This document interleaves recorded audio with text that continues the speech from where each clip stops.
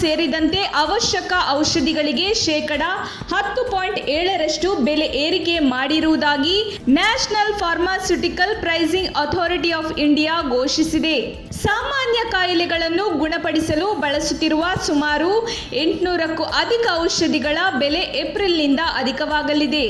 ಶೀತ, ಜ್ವರ, ಹೃದಯ ಸಂಬಂಧಿ ಸಮಸ್ಯೆ, ಅತ್ಯಧಿಕ ರಕ್ತದೊತ್ತಡ, ತ್ವಚೆ ಸಮಸ್ಯೆ, ರಕ್ತಹೀನತೆ ಇಂಥ ಸಾಮಾನ್ಯವಾಗಿ ಕಂಡುಬರುತ್ತಿರುವ ಸಮಸ್ಯೆಗಳಿಗೆ ನೀಡಲಾಗುವ ಔಷಧಿಗಳ ಬೆಲೆ ಏರಿಕೆಯಾಗಿದೆ. ಪ್ಯಾರಾಸಿಟಮಾಲ್, ಹೈಡ್ರೋಕ್ಲೋರೈಡ್, ಫೆನೋಬಾರ್ಬಿಟೋನ್, ಫೆನಿಟೋಯಿನ್ ಸೋಡಿಯಂ, ಅಜಿಥ್ರೊಮೈಸಿನ್, ಸಿಪ್ರೋಫ್ಲೋಕ್ಸಾಸಿನ್ ಹೀಗೆ ಅತಿ ಹೆಚ್ಚು ಬಳಕೆಯಾಗುತ್ತಿರುವ ಔಷಧಿಗಳ ಬೆಲೆ ಏರಿಕೆಯಾಗಲಿದೆ.